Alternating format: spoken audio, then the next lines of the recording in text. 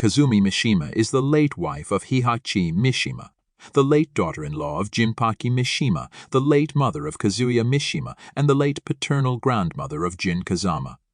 She was introduced in Tekken 7 as a new character, and as the posthumous antagonist of the game.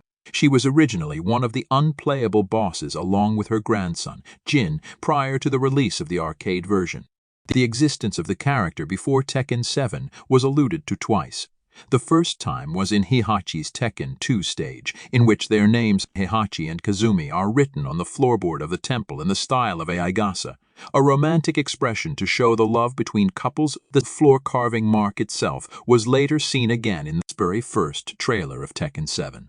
The second and last time was in the non-canon OVA film Tekken, the motion picture, where she was just referred to as Kazumi at the time.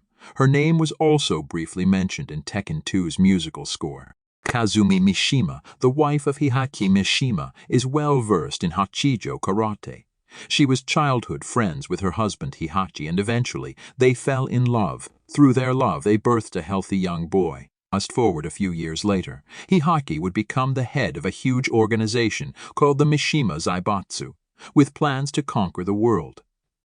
Kazumi loved Heihachi unconditionally, but at the same time he was beginning to feel dangerous. In this state, Heihachi threw the world into war and Kazumi took it upon herself to stop him. Many years ago, Kazumi arrived at Jinpachi Mishima's dojo when she was a young girl. As she trained alongside Heihachi Mishima, they became fierce rivals and eventually fell in love. They married, and Kazumi then gave birth to their son Kazuya. She was enamored by and doted on him. But the family's days of happiness came to an end one day when Kazumi collapsed with a fever during training. While Heihachi was treating her, she got up and suddenly attacked him. The next day, Kazumi had no recollection of what she did to her husband, and her fever was gone. For a while, Heihachi believed that Kazumi was suffering from a split personality disorder.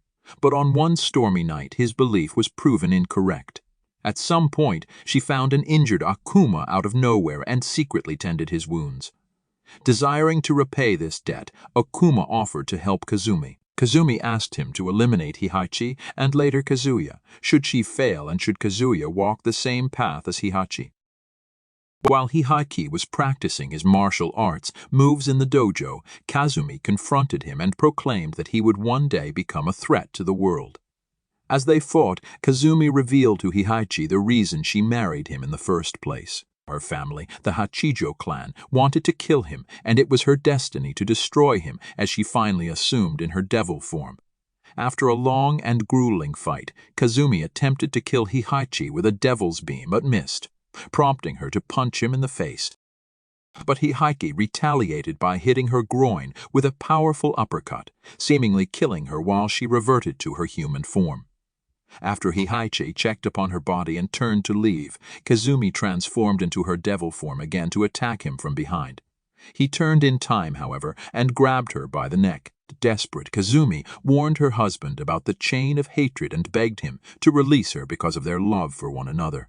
Despite her pleas, Heihachi noticed it was a trap and stated to her that she was no longer the Kazumi that he knew.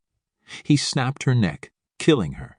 As Kazumi lay dead on the floor, Heihachi shed a single tear over the loss of his wife. Her death also led her son, Kazuya, to take revenge against Heihachi for killing his mother. It was revealed that Kazumi's death was the same year as Heihachi's war against Jinpachi, and the same year that Heihachi threw 5-year-old Kazuya from a cliff. Kazumi's story and death are recounted years later by Heihachi when he reveals the dark secrets of the Mishima family to an investigative journalist.